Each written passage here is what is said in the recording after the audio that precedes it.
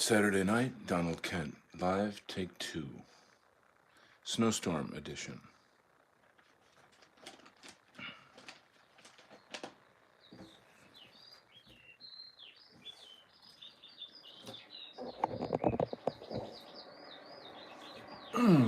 So, I was on my merry way to go dancing, and after getting ready,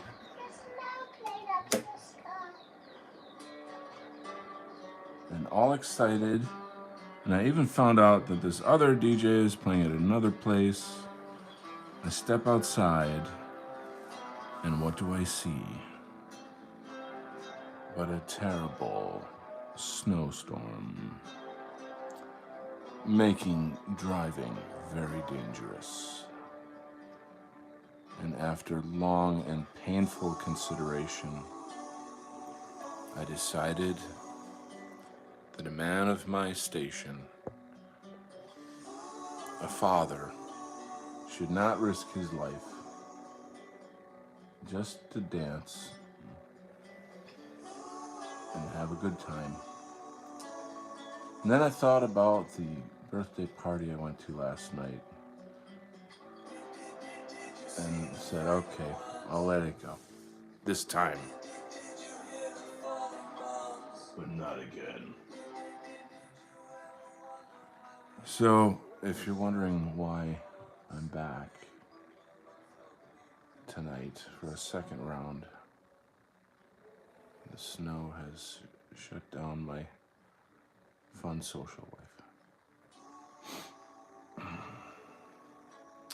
Seriously thinking how nice it would be to move somewhere where there's no snow.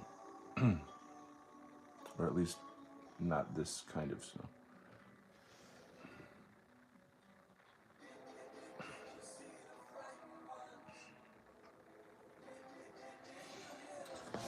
But regarding the last show with the new friends, that's pretty cool. The YouTube algorithm seems to be bringing a lot of new people, which is very good. The thing is, many of these new people don't know who I am and what I do, the kind of work I do.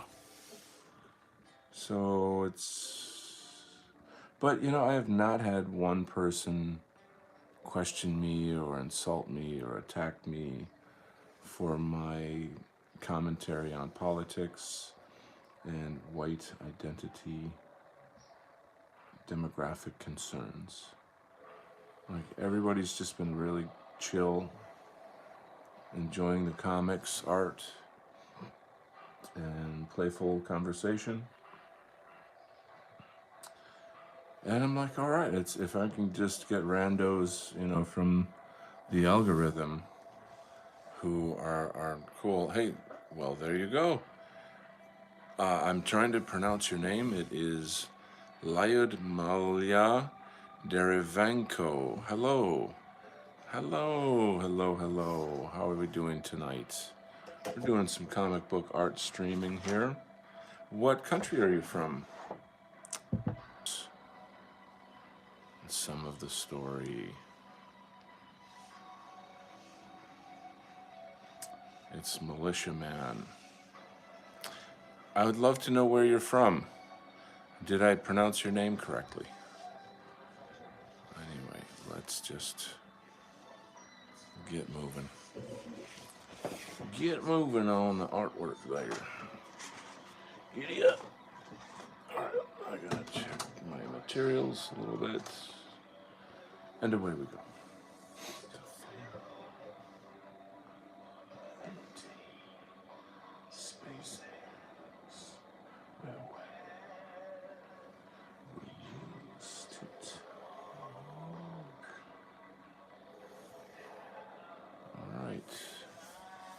Feel the fire. Laziness. How should I complete the wall? A little bit of Pink Floyd going on for us tonight in the background. I don't have it very loud. So you probably hear me singing more than the music. Speaking of singing, I am going into the studio tomorrow to start recording my original music. Oh yeah. There it is, folks.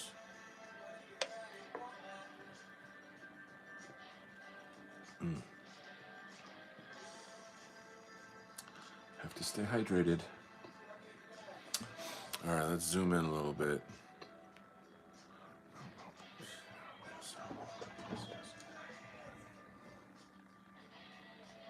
Probably not this marker. What was I thinking? What was I thinking? Set me free.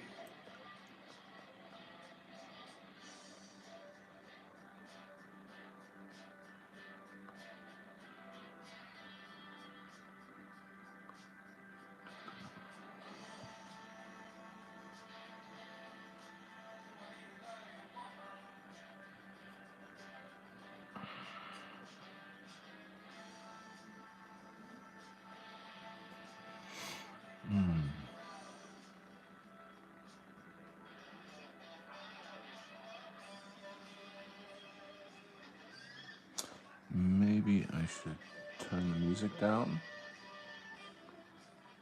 I don't know. Give it a look.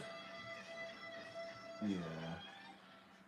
Just so I don't get it, YouTube strike or whatever.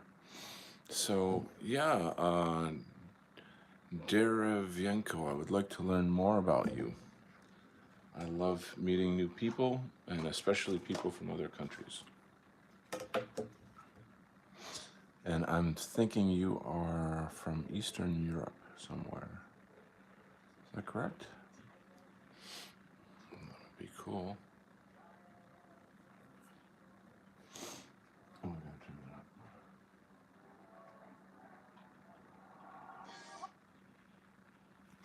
All right. Big Pink Floyd fan here. What is? Sorry, I'm just kind of doing a little background business.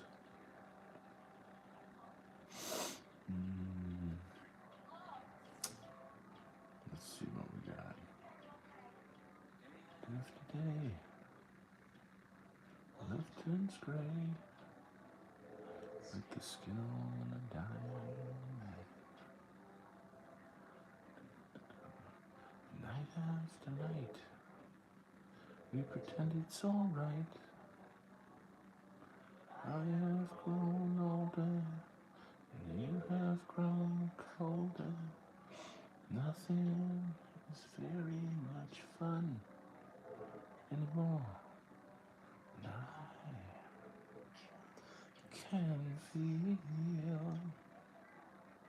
cold. Oops, one of my turns coming on. The great Roger Waters, ladies and gentlemen. Feel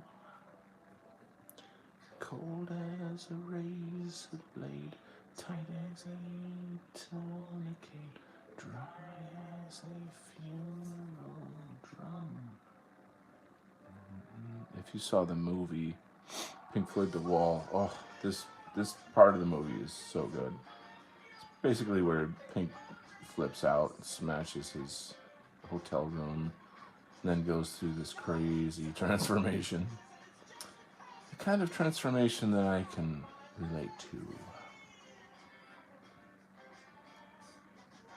Like to watch TV, get between the sheets, contemplate the silent freeway. Would you like something to eat? Fly. Would you like to see me try? Actually, years ago, I'm such a Pink Floyd nerd that I actually had the movie soundtrack. Like somebody went into the theater and bootlegged all the music from the film, which had all of the film in it, like dialogue and sound effects and whatever. So, like this part would have been filled with like smashing glass and screaming woman and the whole part of the movie. It's pretty crazy. Would you like to call the cops? Do you think it's time I stopped? Why are you running?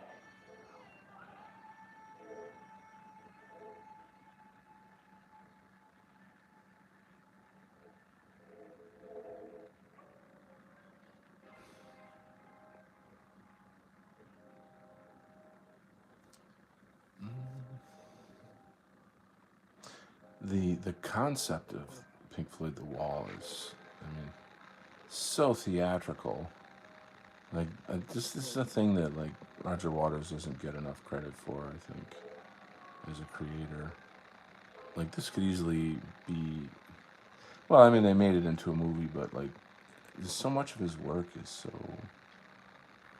I don't know, theatrical is the word. I can't, I don't think there's a better word.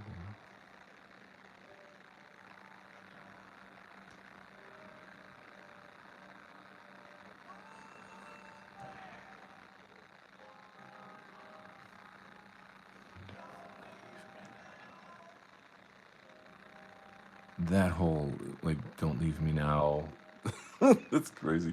Because like I think every man knows what it's like to be at like a low point in your life, and you really need your woman to like be there for you when you're down. But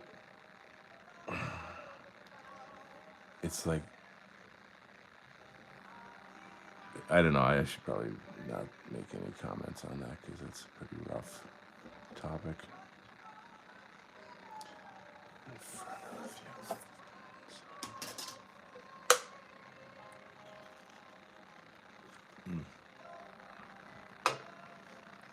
you. Hey, Mr. Ape is here. I got up and da da da da da da, and all right, there you go. And now you know. What's up there, Mr. Ape? What's going on in your neck of the jungle? See, I'm making jokes too.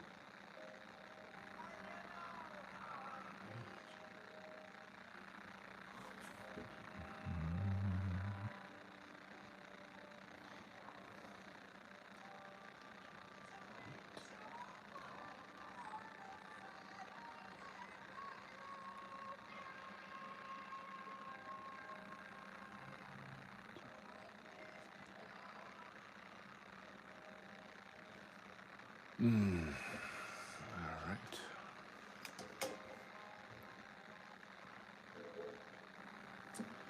Quite a different vibe from my other show.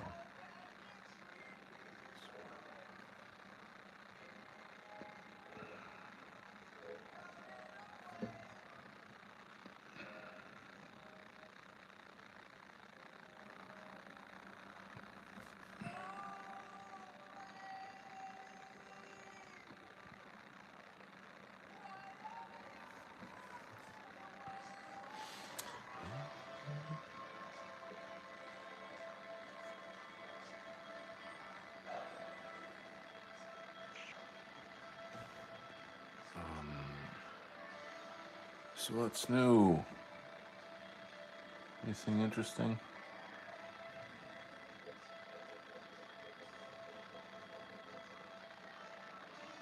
Um,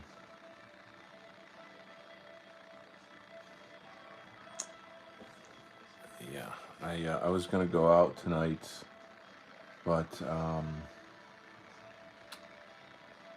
the snow screwed up my evening, unfortunately. So I'm pretty pissed off about that right now. But nothing can be done. You know. Um, it is what it is.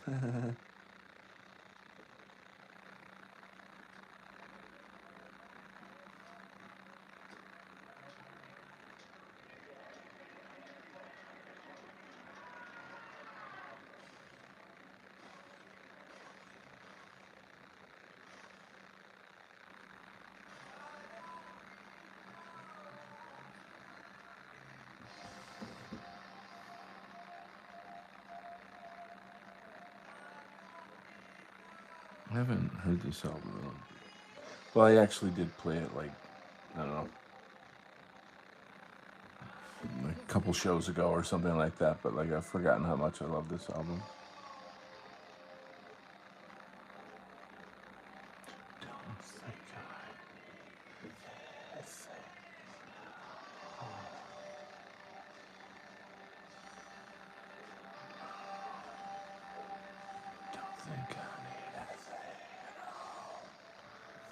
Let's see. All right, Hippocratic Oath is here. Thank God. Yo, again, is this the Black History Month edition?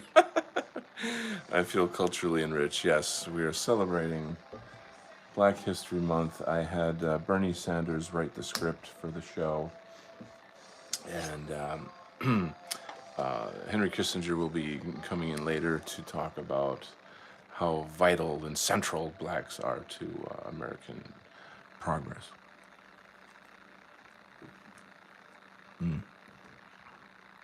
Speaking of which, I saw there was some kind of football awards going on. I hate football, but people who know about that would know. And one of the dudes that got up there and won an award, took a special time to talk about, it's not about the award, it's about people and diversity and racism and all that. There's like the NFL is being weaponized to end racism, and it's just I can remember when it all started. When like I forget what it was, but there was like some kind of maybe like a halftime show or something of that nature. A couple, I don't know, 5 years ago or something. And I'm like, what the fuck? Everybody was like, why are you politicizing football? Like, this is football. Like, get that shit out of here. Nobody wanted to hear it. And now, yes, you're gonna hear it. You are gonna hear it, and hear it, and hear it, and hear it, and hear it, until all the white people are gone. And then we will finally have killed racism. We will have finally brought peace to the world. And now your Remphan loving overlords can rule over you without any disruption. Who knows who Remphan is? 100 points if you can answer that.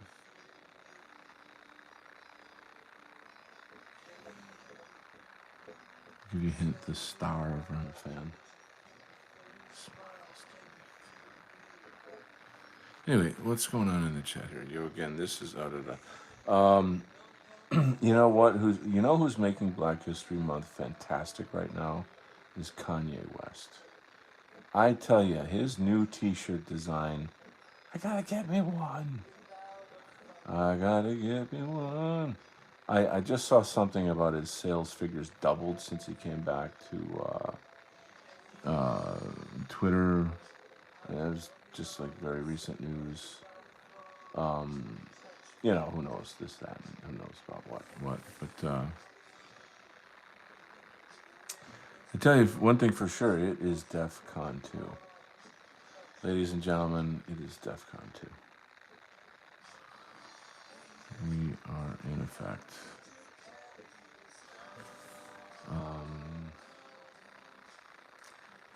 He does still seem like a crazy guy, though.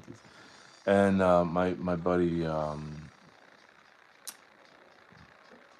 Flash, he has a very, very good take on the whole thing. That like the mainstream, as taking the dissident rights symbols and things of this nature, and while on the surface I'm like, oh wow, this is funny, it then kind of occurred to me like, yeah, these people don't represent us. They're not us. They're throwing around these images and these words and ideas, and it's like I saw Nick Fuentes saying the other night that like I'm really happy that Candace Owens and Kanye and Stu Peters and all these other people are naming the Remphan cult, but you're walking over my corpse. Like I've been doing this for so many years, and like it'd be nice to get a little credit for setting it up or whatever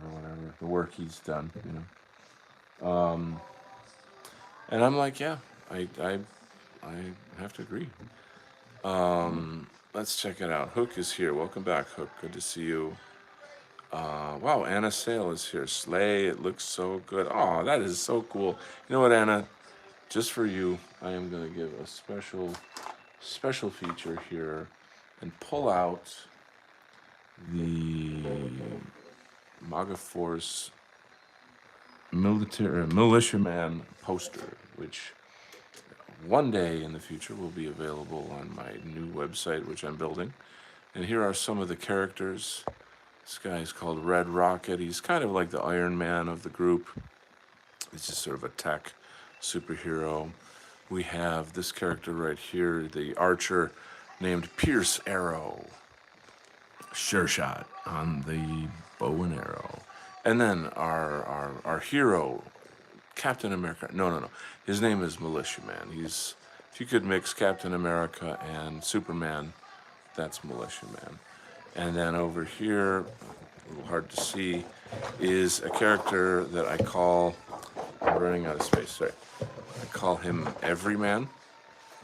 And he is kind of he's one of those sort of military dudes, big guy, strong guy, and he uses a certain technology where he can duplicate himself into a small platoon. So he's like a one-man army, literally, Everyman. One of my favorite characters in the background here, you've heard of Mr. Was it Plastic Man in the JLA, and you've heard of Dr. Reed Richards in the Fantastic Four. Well, we got a stretchy guy in MAGA Force, and his name is Flexo, and he's a fun guy, kind of a bit of a comedy relief character. And as you can see, they're fighting the terrible cult of Noahide with their masks and their symbols and their hatred for America, working for a secret occult cabal that is trying to bring the Noahide demon into this dimension. What will Militiaman and MAGA Force do to stop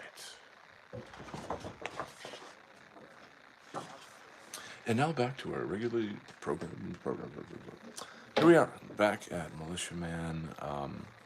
There's just been a huge superhero fight, and the story's like too complicated to tell at this point. It'd be like if you were like in season 4 of Stranger Things, and then you tried to explain the plot of the episode to somebody. They'd have to see the whole show before to get where we are now. Oh, I love the song.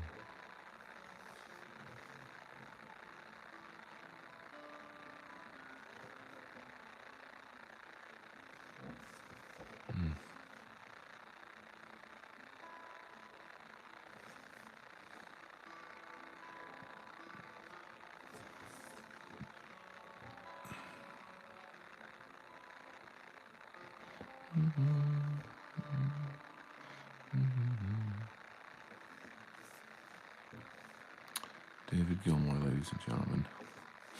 Great guitar player. He's not like Eddie Van Halen or Jimmy Page or something. He's what he's kind of known for is just like super tasty licks, and like he uses a lot of sustain in his solos, and they're more about like the phrases that he creates with the guitar, and just like kind of how beautiful and interesting they are. And that's a nice example right there. I don't know if you guys can hear my music. Can you hear it? Skizzy Not Live is here. Welcome to some of my new friends. That's so cool to have you guys. Please tell me, how did you find this channel? That is really, really helpful to me. Most people have been saying that they're just sort of doom scrolling and the algorithm popped up my show, and people are like, "What's this all about?" And then they discover that once they enter the world of Donald Kent art, they cannot leave. But it's okay. You got a home here, and we love you. So get your helmet on, put on your seatbelt, slip on your goggles, because it's gonna be a crazy ride. Okay, I am a little melodramatic sometimes, I get it, but it's all in good fun, guys, all in good fun. Especially when you got like sad music on, sometimes a sense of humor is like one of the most important things in life, I'd say. What do you guys think?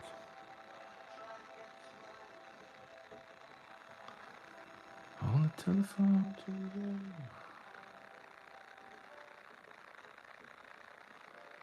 Poor Roger Waters, man. That guy had a lot of tragedy in his life. But you know what? We got great music out of it. So shut up. All right, let's read the comments and catch up here. Skizzy Not Live, Anna Sale, Hippocratic Oath. The upside is, Hook says the upside is that it moves the Overton window pretty far right. Yeah, that's been my take. We're getting back to the convo. These guys talking are using our talking points and da da da da. It's I'm basically feeling like they're priming the world to meet us in a sense. You know what I mean? They're kind of like setting up that meeting per se. And that's idealistic. But that's part of why I do the shows that I do, is so that people will eventually come to us. You got to have a landing strip, you know what I'm saying? Like, we're hard to find, you know? Hook says in gaming streams, Gamergate 2 shit, I'm seeing talking points I used to see on Odyssey. Yeah. Skizzy Out Live says, what's this book or comic about? I think I gave a little intro earlier, so I'm hoping I answered that question, but I'm happy to answer any and all questions you have and show you lots more artwork that I have, because I'm like 65 pages deep into this right now. I can't find my book though. I published a book. I used to have it like right next to my desk, and it's gone. I don't know. Anyway, but ask away. You know, it's all about live convo.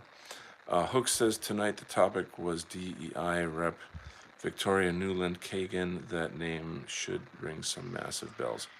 She's moved from CIA doing coups to CIA doing DEI. Yeah,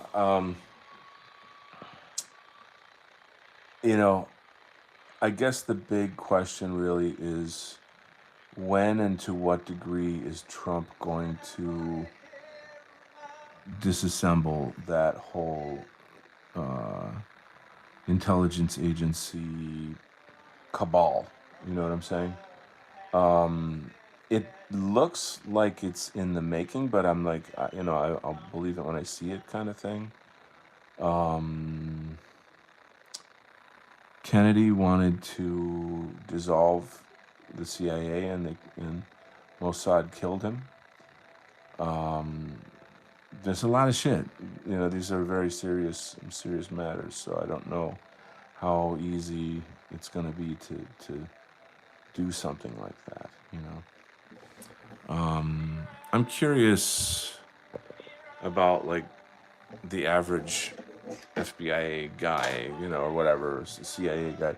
Like, how much do they know about what this organization really does and its history and all that? You know, like, why did they get into it in the first place? Did they know what they were getting into? You know what I mean?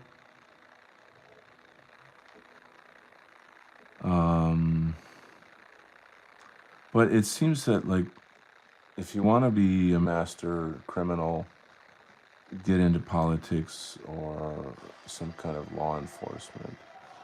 You know what I mean? Or a lawyer, you know. It seems like,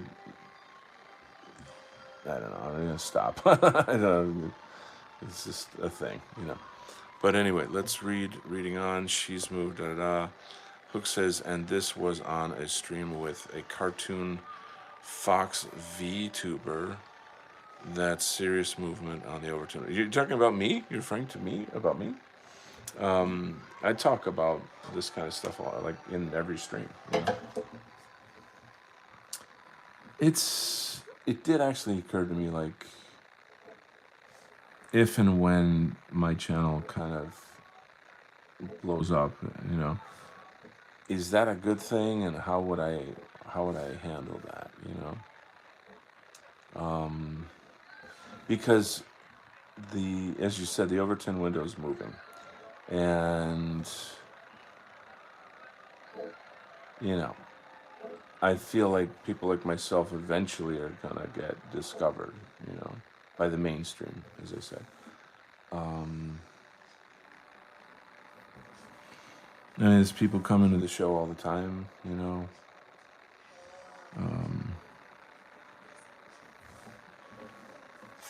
I don't know. I mean, it depends, I suppose, on a lot of factors.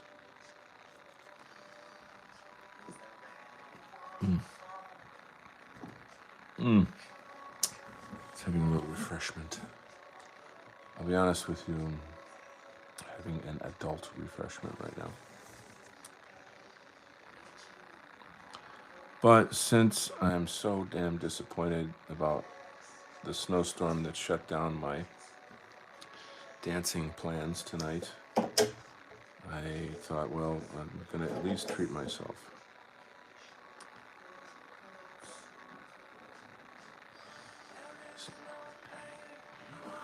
Let's see.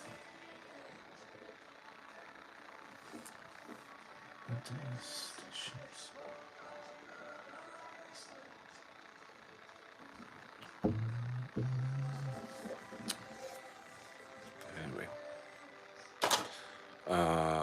Nah, Kirsch. She's a cartoon fox. Okay, I don't know. Kirsch is, I suppose that's a channel of some kind. It's a channel.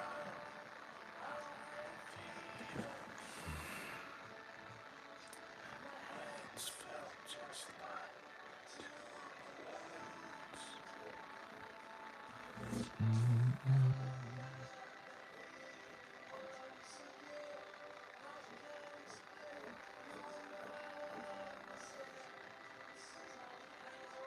I'm a little wary of like people in fox costumes, if you know what I mean. I know this is a cartoon. It's not that kind of thing.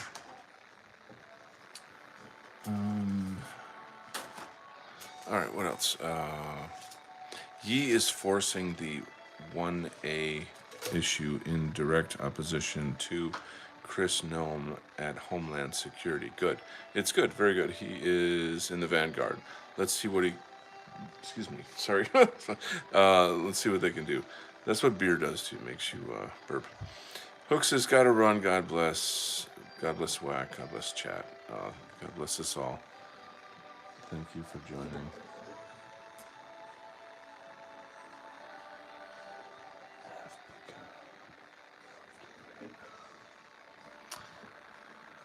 What was I gonna do? Oh, here it is. Okay. Just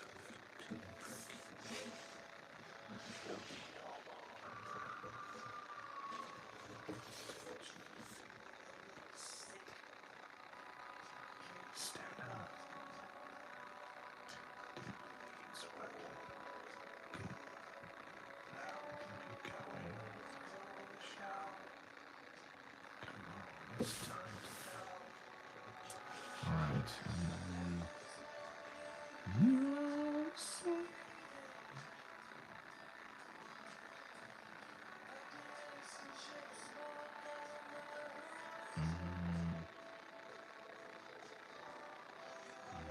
Something like that. Waves. I can't hear what you're saying. CG, hey my man, how we doing, bro? Good to see ya. Yeah, we were just kind of talking about. It's not gonna work.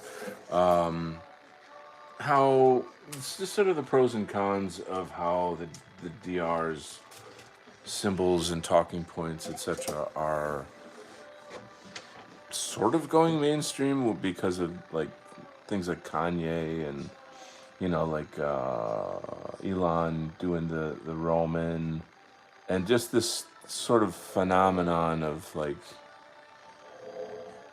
kind of dissonant right factors. I guess I don't know what else to call it. One of my friends in my Telegram was talking about how like he thinks it's a bad thing because they're co-opting our symbols and talking points and or something. And here we've been talking about how well it's moving the Overton window. And my thinking is that potentially all of this really could just lead normies to us. You know what I'm saying?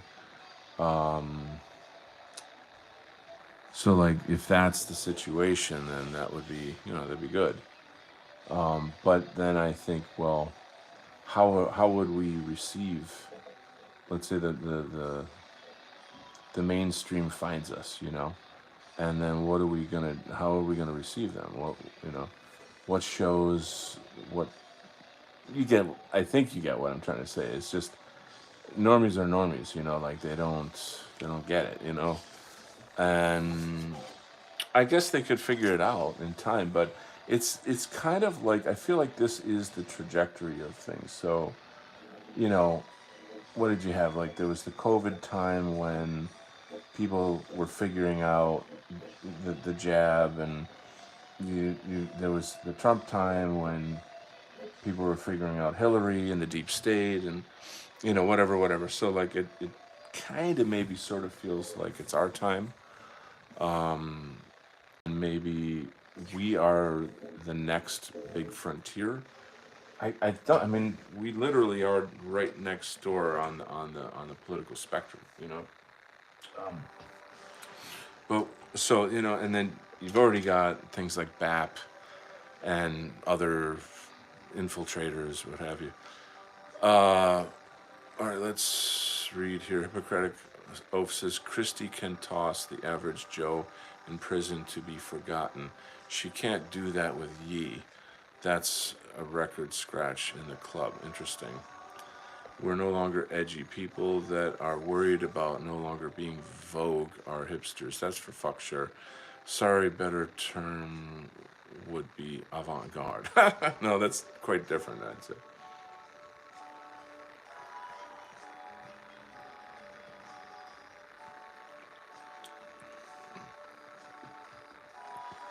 Hipsters grift off of the avant-garde.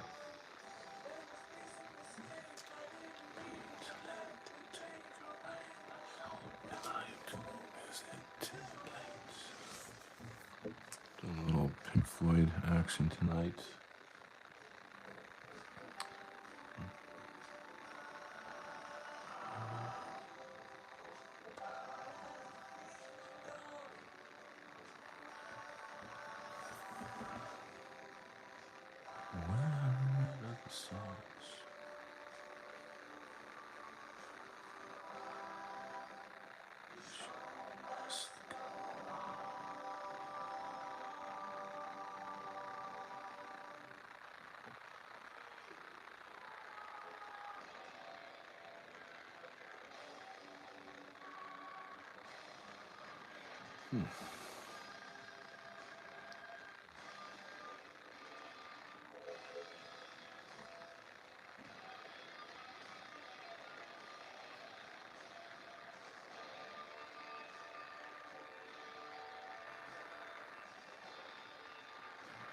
Yeah, it's coming together.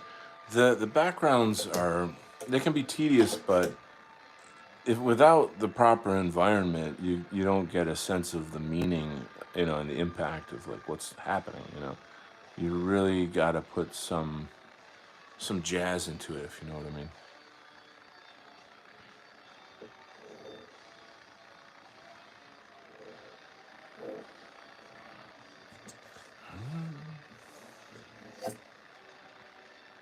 So, um, yeah, people like Morgoth, Mosier Z, etc. Those are the grifters.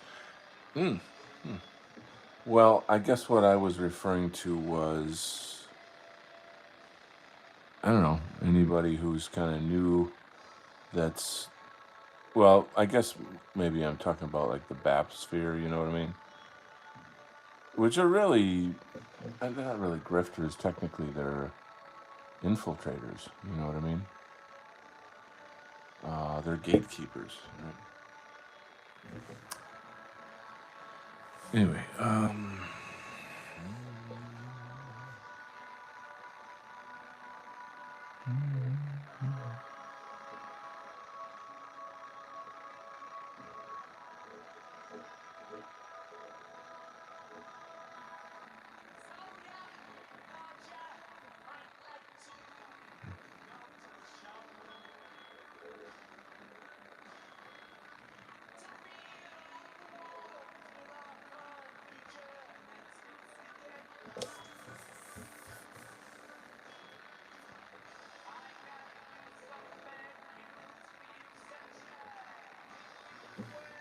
we stayed back at the hotel. They sent us along as a surrogate band. Find out where you fans really stand.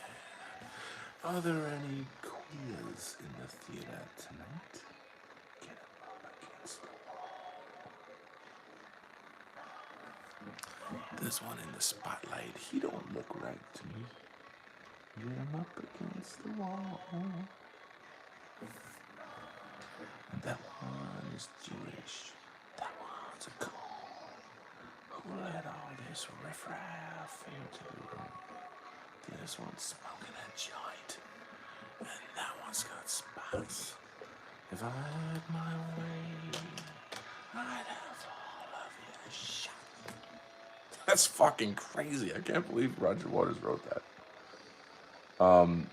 There was an amazing clip of him dressed up as this character when he was doing one of his concerts, and he had a machine gun.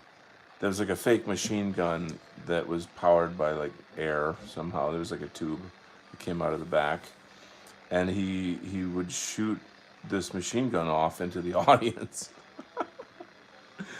I mean, just being like a madman, you know. Just, oh my god.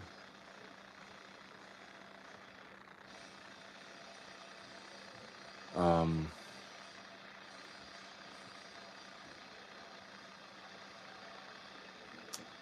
Madman. Anyway, what's next here? People that are worried. Let me see. Sounds fun. Alright.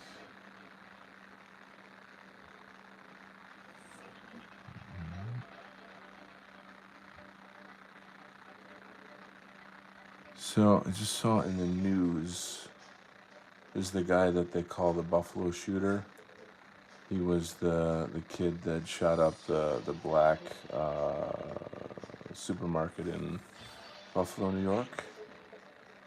Now, if you're in this culture and you know what's going on, you've done your research and you've already seen the data showing that this guy was groomed by the alphabet agencies, provided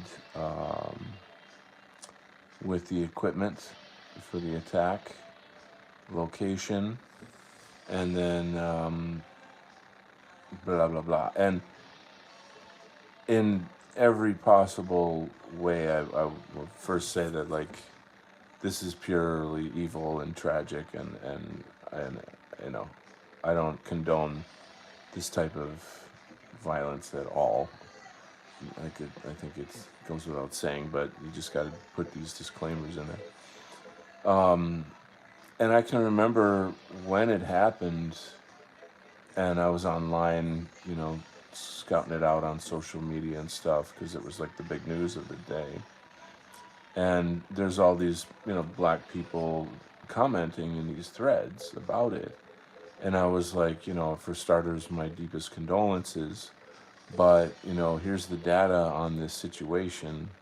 This kid was groomed by, da da da da, fill in the blank, fill in the blank. And a good number of them were like, holy shit. And they were able to see the facts and recognize that this was not white supremacy, that this in the fantasy cartoon way that the government wants you to believe it is.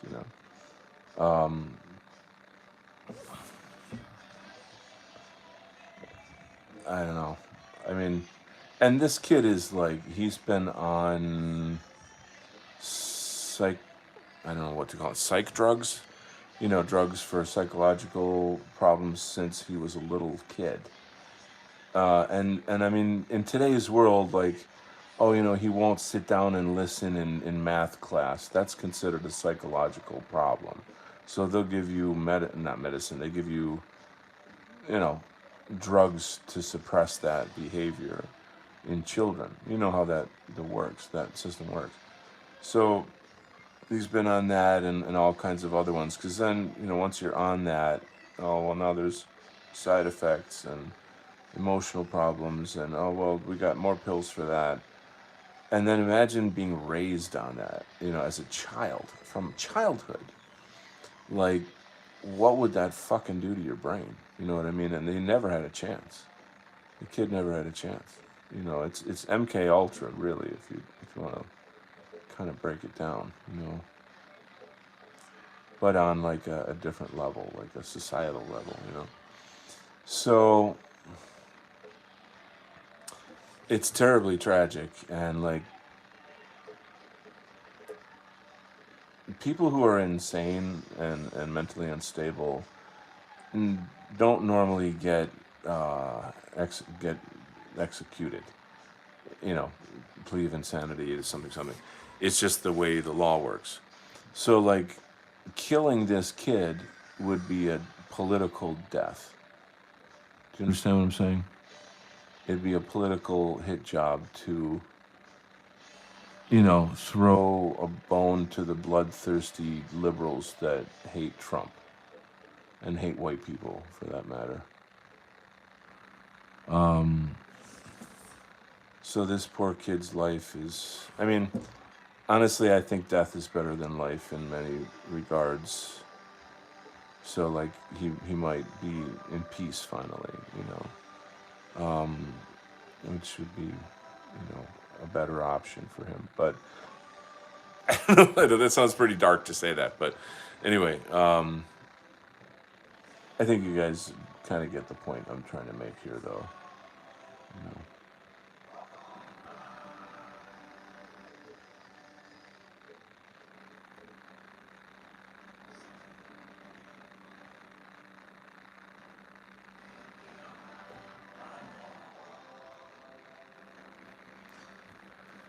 Pretty harsh.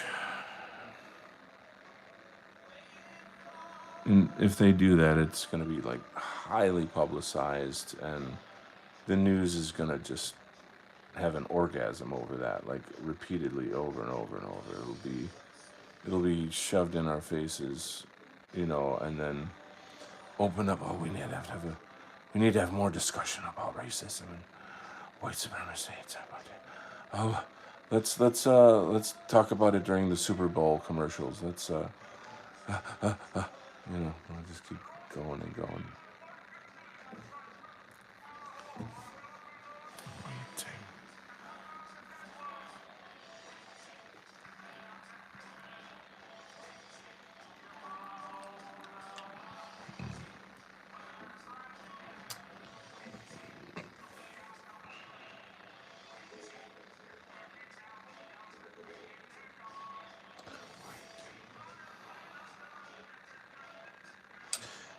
There's that discussion of like, what is it about whites that we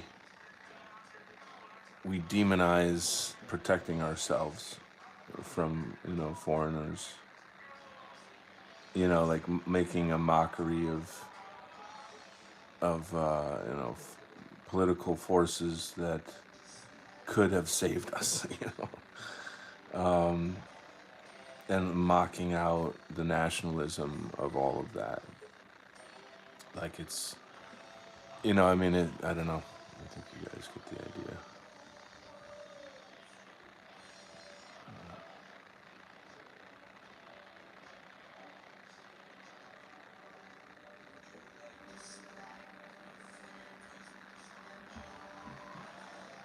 Would you like to send our colored cousins home again? You'll never hear a song with that line in it. That's insane. All you need to do is follow the worms. I remember, if you've ever seen this movie, this part of the movie is so intense. Very, very intense.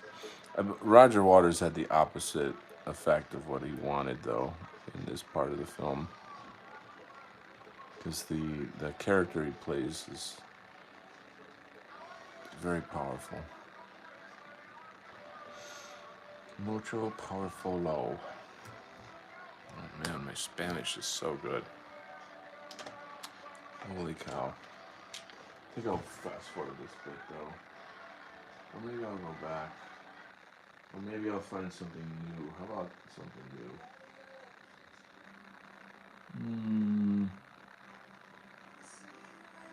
This song's too bad. I gotta hear this too.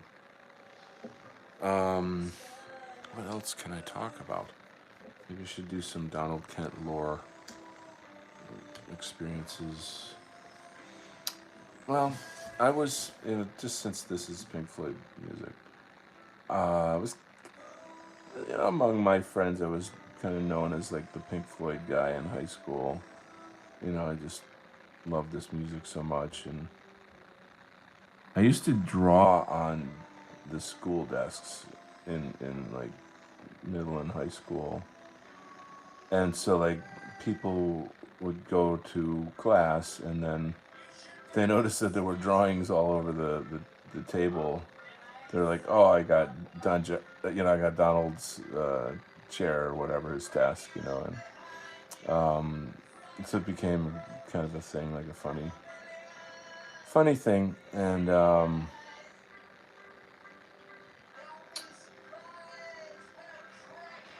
I think when you're young, like you're a teenager, you kind of attach yourselves to these bands, and they become your identity, your whole identity.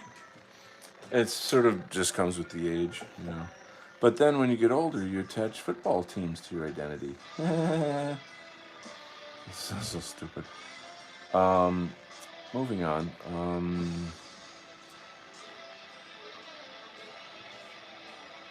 Sorry.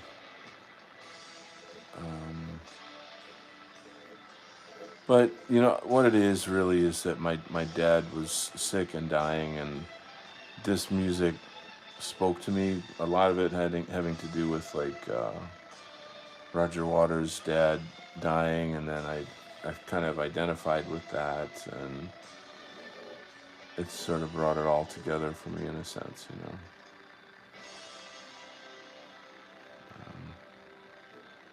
Is it good? Is it bad? I don't know. I mean, it kind of gave me some music to. I don't know. It's like that song. I need to hear some sounds that recognize the pain in me. And that's what that was. This song right here, Daddy's left across the ocean, leaving just a memory. A snapshot in the family album. Daddy, what did you leave behind for me? That's painful. That's some, you know, that's some difficult stuff. Um, Daddy, what you leave behind for me?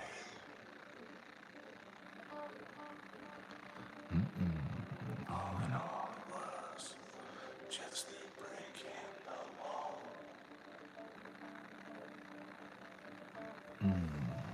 All in all, it was just breaks in the wall.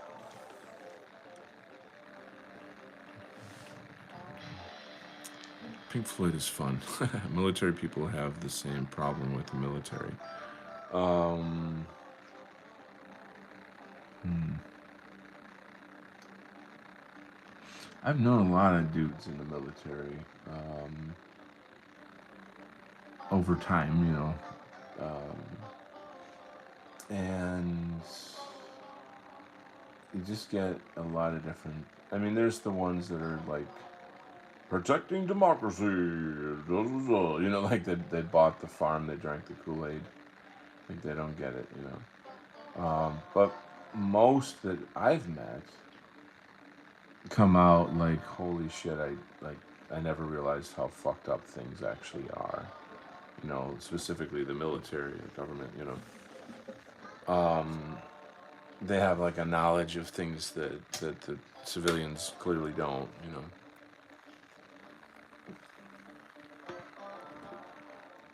I have to say, like,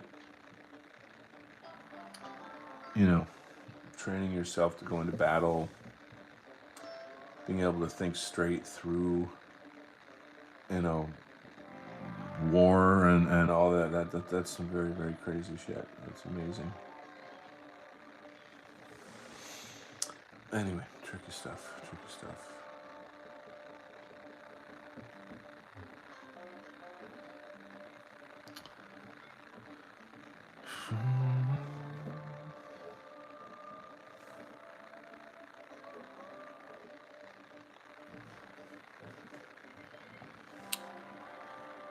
The music culture thing you talked about. Ah, yes.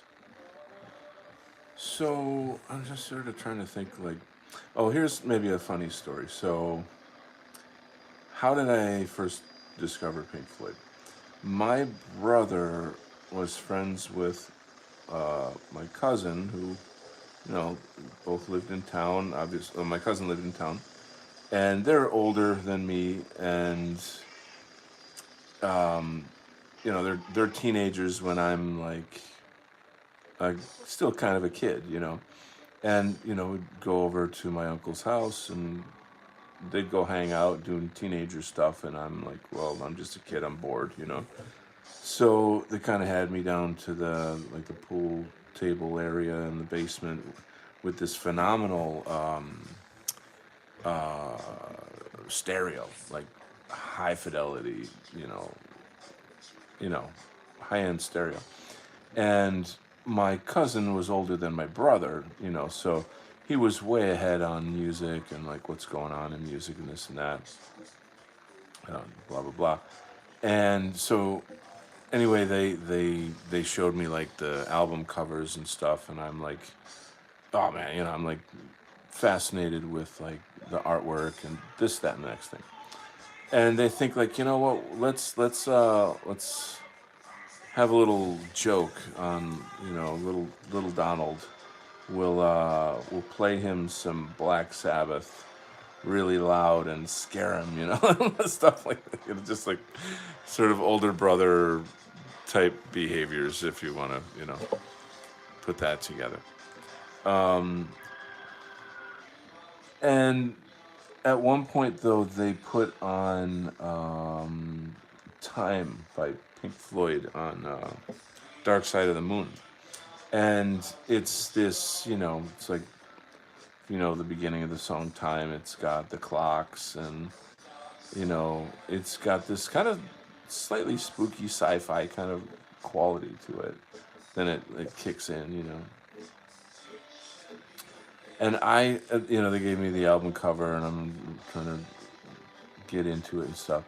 And it blew my mind. It just blew my mind. And I think part of it, though, too, is that at that time in my youth, I was discovering things like Heavy Metal magazine and science fiction illustrated books, and it just opened up a whole new world to me. And the music was like the soundtrack to that experience, if that makes sense. So it was pretty cool, and just the way that the music and the art and my life at that time all sort of fell into place. So it's kind of cool because I think there's a time in your life, when you're young and you're starting to discover the things that you're into, things you like, um, and formulating ideas about who you are. You know what I mean? Um, so like I guess the combination of this artwork and this music at the same time, sort of, like I say, it was pretty much the soundtrack to the movie of my life. That's a better way to put it. The soundtrack to the movie of my life. Cue David Gilmour guitar solo. Holy shit, that was good. Wow.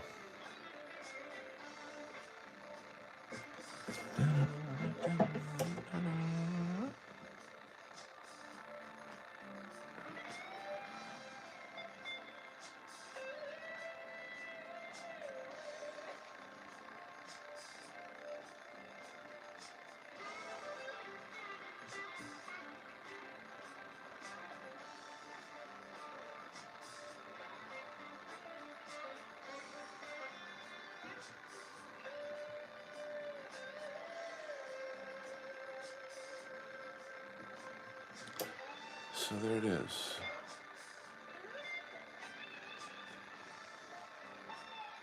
And now you know.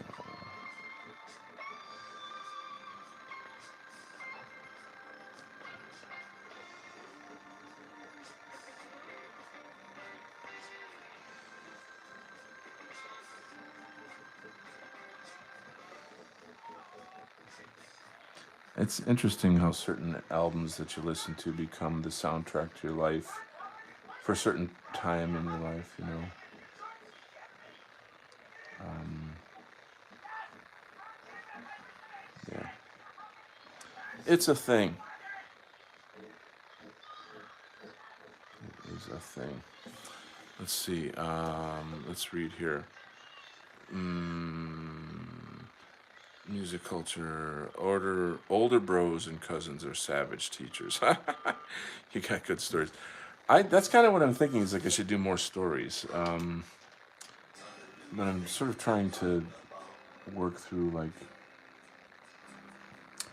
well, my teenage years would make an amazing movie in and of itself. Um, the combination of like that whole period of coming of age in life with having an affair with my English teacher and then my dad getting sick and dying while I'm making my own sort of creative renaissance. I'm learning to play guitar and I'm learning how to sing and write music. I'm joining bands. I've, got girlfriends. There's this other stuff going on. The whole socializing into different friend groups. Discovering that, like, I don't want to fit into society and that society is stupid. And being a dreamer, writing poetry. Again, the different people in life that influence you. I mean, my dad's sickness was like huge. That was the big theme of that time. But like, I was very, very. What's the word?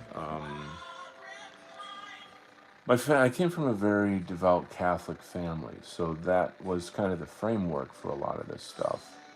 So, while I was getting all these worldly experiences with women, emotionally, it was kind of hard because, I'm taught like this is a sin and this sin, everything is sin. And so, like, if you have that in your mind, you can't kind of enjoy it, actually. But there's also, you're just afraid of the consequences, with God and with your family and pregnancy scares and, da da da da da. just shit, that, like, frankly, a teenager really shouldn't have to deal with. So, like, I just had way too much emotional pressure for a very young age. And I guess I'm not, like, I don't, I'd rather be stupid and banal and boring than have to go through what I had to go through. If that, like, made me a man or whatever, I'm like, well, you know, you don't know how much pain I went through, and, like, I actually had a plan to kill myself when I was 19. I thought, if things don't get better, then I'm just going to give it a chance. I'm going to let it see how it goes. But if things don't improve by 19 years old, I'm going to kill myself. That's how fucking serious it was. Nobody knew that. You know, um, so I mean, I'm sorry to tell you that I'm not that way now, but as a young man, I was extremely sensitive, extremely, like, to a fault. It's not good to be that sensitive. And it concerned my parents a lot. They were really worried about me. They're like, "Oh, go see a priest." It's like, that didn't work. I mean, that's kind of part of my falling out with the church, is just how kind of bad my experience was with them trying to help me and going through my shit. Well, that's another topic, I guess.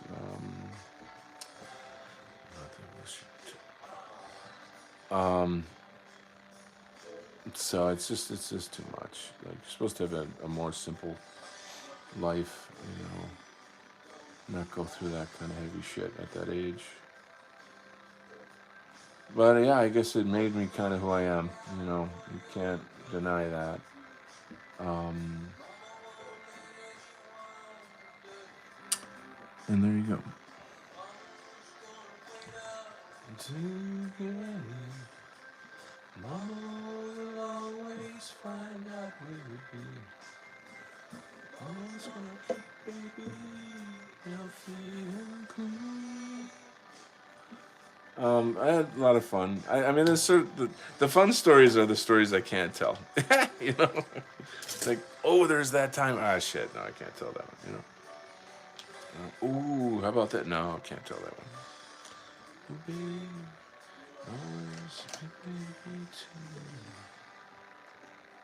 All right. My wildest cousin was an altar boy. Didn't stop him from having fun. It's just a thing you got to do on Sundays. It's like, yeah, interesting.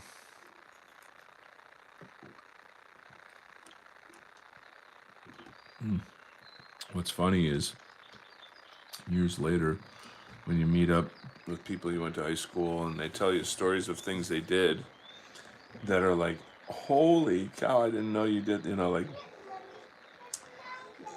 just naughty things that they did, and you're like, I never pegged you as someone who would do something like that, and just have like a big laugh, Mischievous youngins. Mischievous.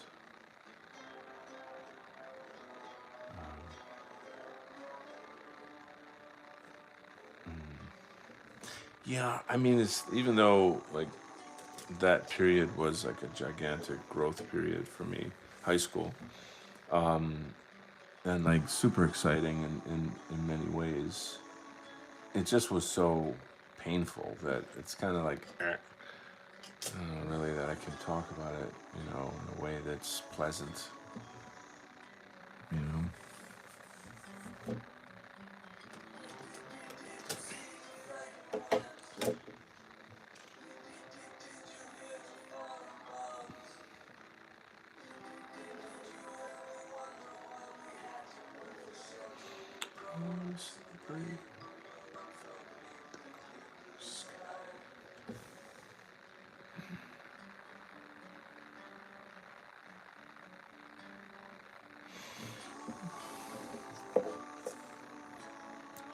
You can be godly and crazy. Yes. Yes. Yes, yes, yes. My brother and I, well, let's see. I went to like Catholic education, CCD is what we called it. We had to do that. So, like, one night a week after school, I went to Catholic school, Bible studies and da da da. And I did that all the way up to age 16 or so, 15, 16. And then there's like a final confirmation where you promise the church that you will follow the church or whatever, confirmation. Yeah.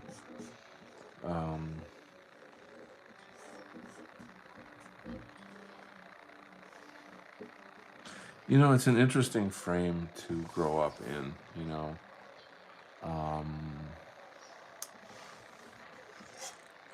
I'll say it was very rich and beautiful, and I think the thing is that just as a young man, I couldn't understand why my dad had to die, and so I had a real big falling out with God, I guess, like why God kind of thing. And there's other dimensions to it and what have you, but now, like, I happen to know this family that I interact with a lot, and they're really devout Christians, and we pray together and stuff like that. I don't, I don't talk about like Gnosticism and the Nag Hammadi and Buddhism, or I don't talk about those things with this family because I enjoy how they are exactly like how my family was when I grew up. It makes me feel like I'm going back to the past, and I get that comfortable feeling. I don't know, it's a beautiful feeling. I mean, it's sincere. I'm not faking it. It's very sincere, but I just can't deny that there's a certain, what is it called? It's it's a nostalgia, but on another level. Because like I don't have parents anymore. So like if you lose both of your parents and you're alone in life, believe me, man, these moments mean the fucking world to you. They mean everything to you. So I enjoy that quite a lot. Pour myself into it.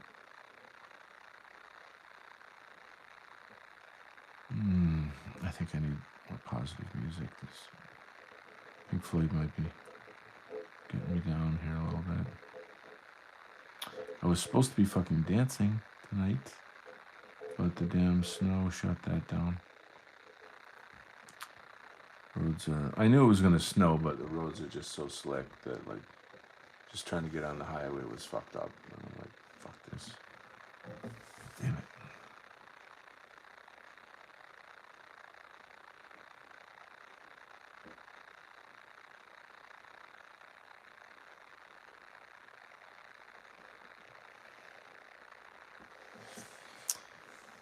What are you gonna do? Somehow I got assigned the task of coming up with an alibi for our mischief. That was your job, huh? So that's so. How funny. All right, let's see if we can find some different music. I'm just like scrolling. What's this? Oh. Mm. Mm. All right, we'll do some animals. Out of the frying pan and into the fire.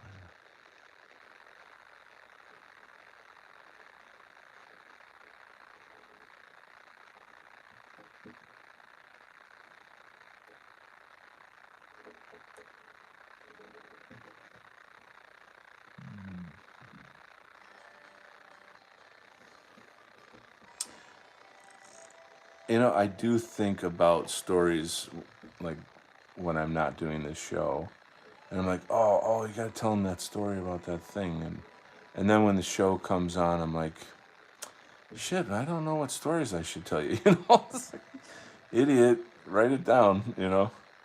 So I'm gonna start making little notes, and that way I'll have fantastic stories to share. And I could just sort of pick any chapter in my life. You know, even stuff when I went to the first what's it called, White Art Collective Music Festival. So that was a tremendous, tremendous part of my life. You know, a huge, huge, huge part of my life. So actually, that deserves its own show, to be honest, because it's so big and so important. But here I am. For starters, I'm in the White Art Collective, and I'm one of the early dudes in there. So I'm, you know, later given the title of founding pillar member by Jeff Winston, who started it. And that's a huge honor to have that title. Um, and I helped Jeff a lot with a lot of stuff, and I had my own shows. I appeared on a lot of shows. I had brought people from the dissident right into the cultural area of the movement. Um, that's a whole other thing. And then, I was told of, like, okay, we're going to do this music festival. And then it just hit me like, there's nothing stopping me. I have to go to this. Like, I don't know how the hell I'm going to get there, but nothing is stopping me from doing this, This is my moment. This is a moment was born for, And so I have a very close friend who's a drummer, and he's not on board per se with. He's not against what we do, but he's not like a card carrying member of like the dissident right, if you know what I mean. But anyway, he's a good friend and a great drummer, and so I told him about the whole thing, and then we rehearsed, and I literally rehearsed every day for I don't know how long it was between the time I found out and the time of the show, but I mean I freaking blasted it out, For on that note, I'm going into the studio tomorrow to start recording my music. I found a dude who he invited me to come to his studio, and he loves my music so much. He's gonna let me do this for free. Pretty pretty cool. So, hmm.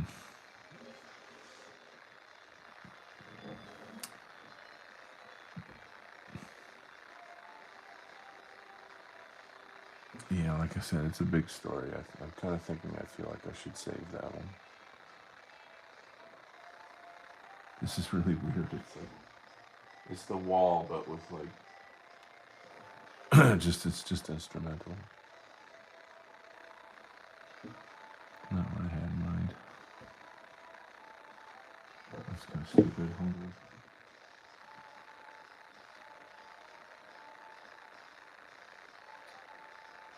Well, I don't think I'm terribly entertaining tonight, guys. I'm so sorry. I really lost my mojo with this stupid snowstorm. I was supposed to go dancing, and I was all excited. I had all these things set up, and just fell apart. So.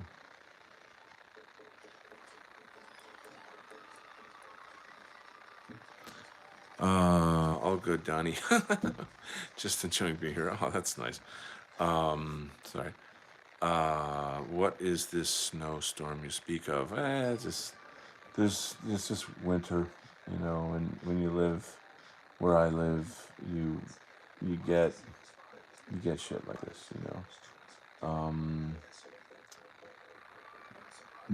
That's it. So, yeah, Um,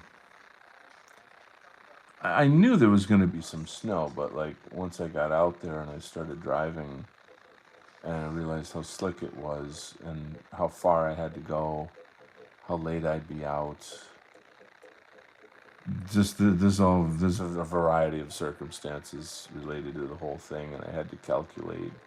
And this is against my will. I'm like, I want to go. Like, I don't want this to, But I just put one and one together and figured out, this is just over the edge. It's just too risky. I can't do this. I mean, if let's say I had to go to a hospital, or there was like some serious matter that would force me to drive in that weather, I would do it. You know, but for dancing, you shouldn't. I don't. It's just you shouldn't like risk your life. To just go out on a Saturday night. You know what I'm saying? I bet you a lot of people do, but I don't know. And there'll be other Saturday nights, so it's okay. And this is kind of par for the course with winter too. So shit like this happens. So now I'm listening to like dark jazz. It's like from one sad thing to the next.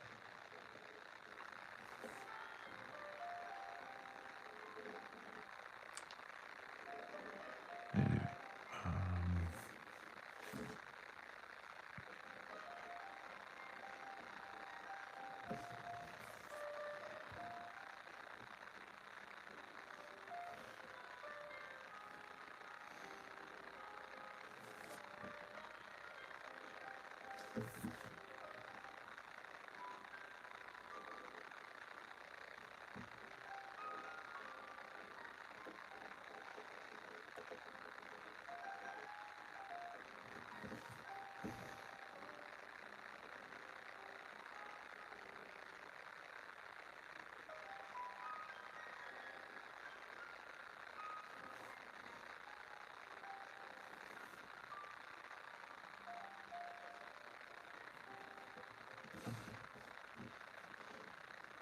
what's going on with Courtney Brown of Farsight?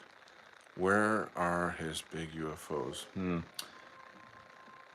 I watch him sometimes, but like I don't sort of write down on my calendar like, okay, he said this was going to happen on this day, and then wait for that day.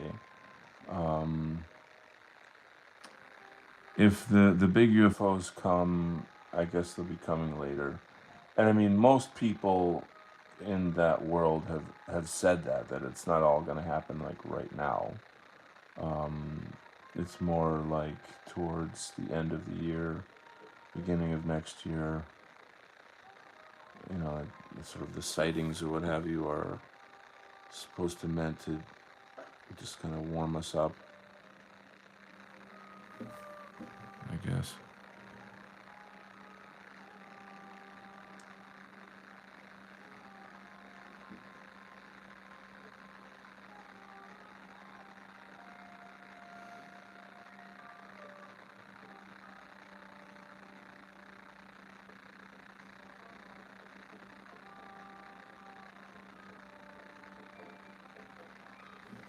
Yeah, I don't know what I think of him, to be honest. I feel like he's got a fetish for black girls, for starters, which is like very, very obvious. And that's, to me, very creepy. I just find it weird how like his team are all black, but isn't that just, come on, it's just too obvious. It's just weird, And I don't need to say this, but it's not like there's sort of anything wrong with there being black people on his crew, but like every single one of them. And then like a lot of the girls, they dress in these like, onesie, rubber spandex kind of outfits with like, like I'm a Pleiadian or some shit like that. It's like a little too larpy. You know what I'm saying? But I don't know. Based on what he says, he seems to be legit. So I guess only time will tell. At this point, though, I feel a lot of that content for me is just like fear porn in a way, and I'm still interested in it. I still follow it, but I'm not like so prone to like, you know, yeah, I don't know, overthink it. I guess you know what I'm saying. Um, I'm just really tired of this whole like it's the end of the world thing. You know. Um, I mean, there's real things to obviously be concerned about. You know. And getting people to recognize the transhumanist agenda and shit is like a very, very major part of that right now. It's kind of the era that we live in, you know, is a certain part of humanity is trying to warn the rest of humanity about what the fuck's going on, you know. Oh, it's exhausting. Um, yeah. Let me take a look at this one message here.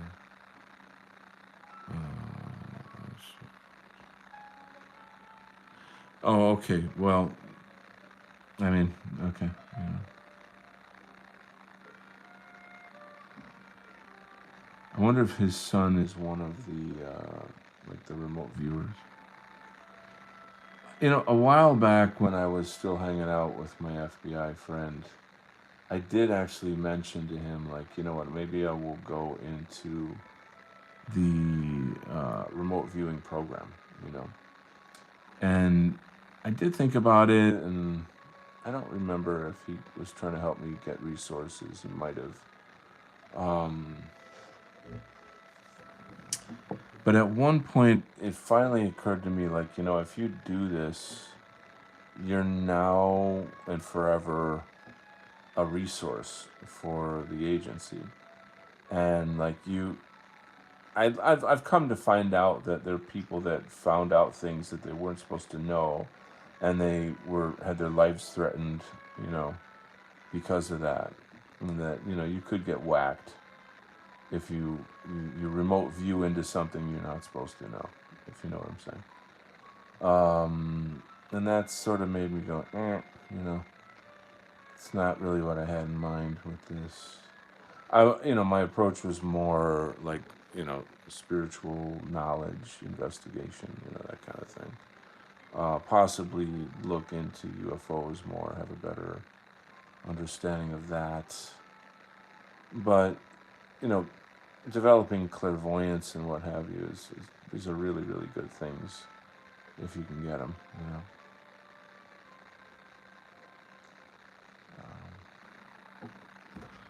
So, yeah.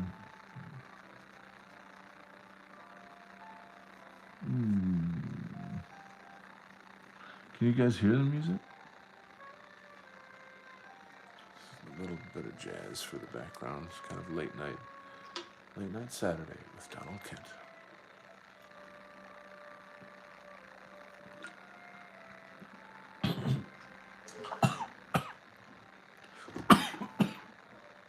Excuse me.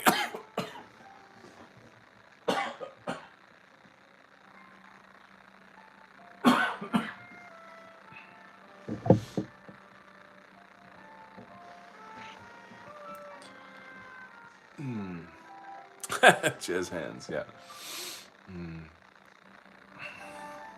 Yeah, right. No, in this scene, I'll try to walk you through this page a little bit.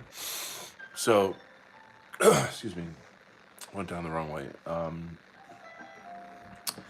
So, this bitch right here, she's like, she's just a bad bitch, and she's on the MAGA force, diversity hire. She didn't give a shit about America, MAGA, whatever, any of that. She's got kind of her own agenda. She's basically like one of these like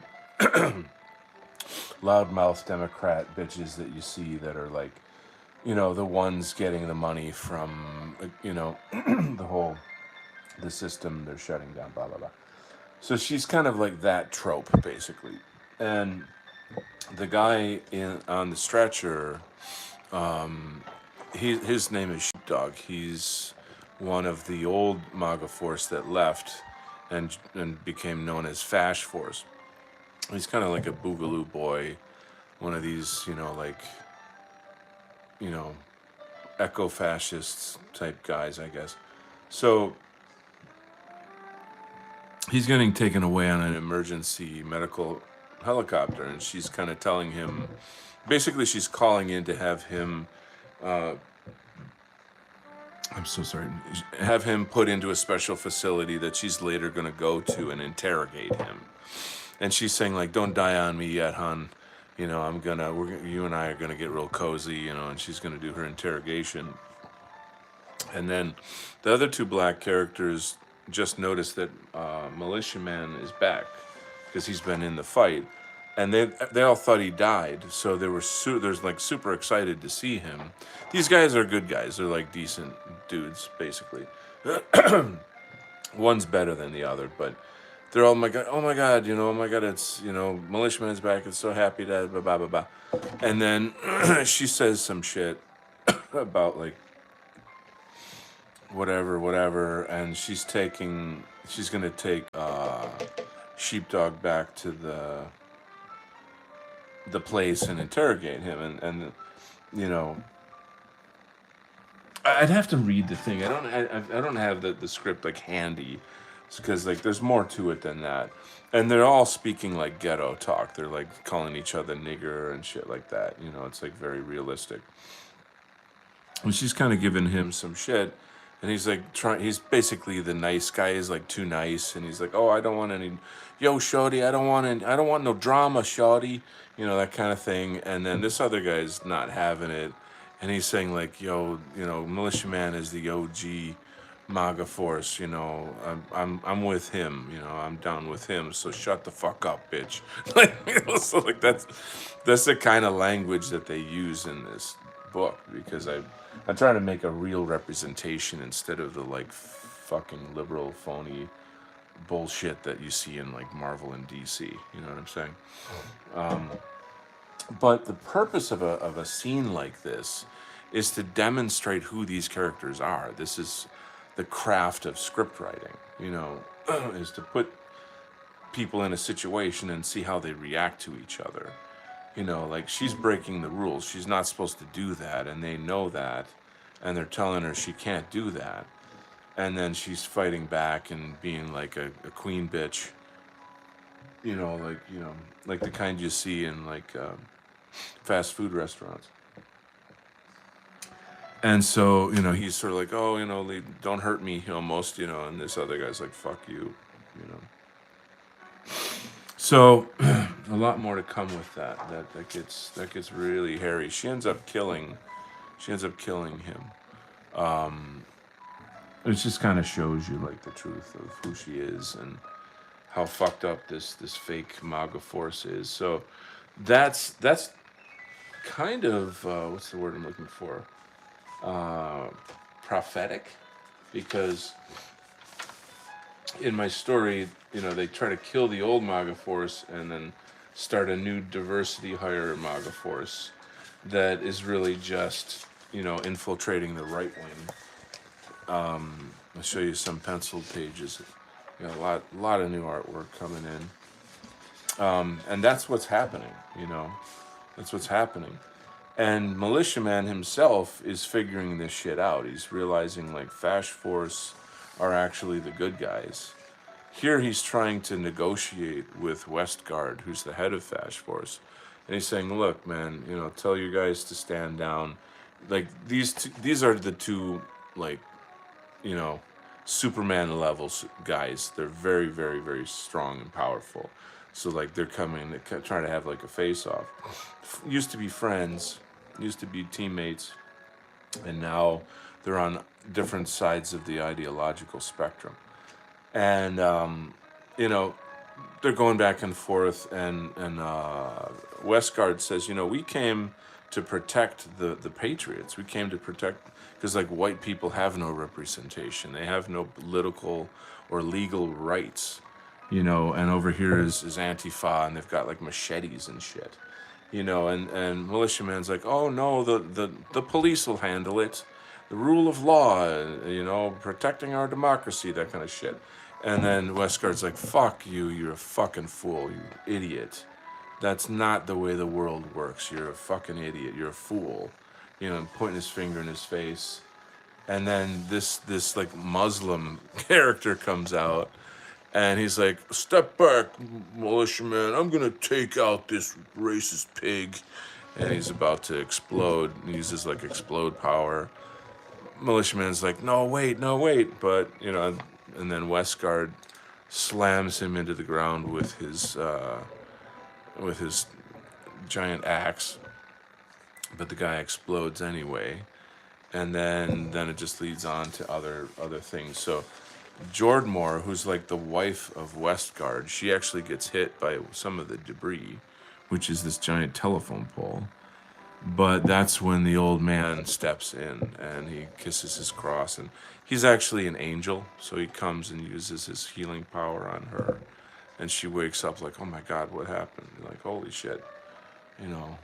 So again, more stories, more situations, you know, describing who's who, a lot of allegory, a lot of politics. Let's see, Hippocratic Oath. Is she the boss of the other ghetto boys? No, she's just a teammate. Is there a stunning and brave Caitlyn Jenner type? No. As you know from my previous comments on my Telegram, I don't want to do any form of representation of those creatures in any of my spaces at all. So, Daddy's getting kind of tired here. I think I'm at work today, so and I'm supposed to be out dancing with beautiful girls, but no.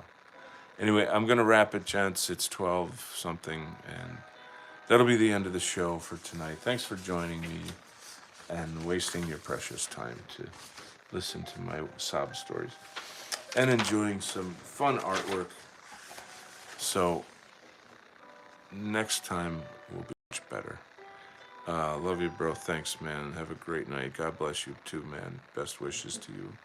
And we'll talk to you guys soon, okay? God bless. Have a good night.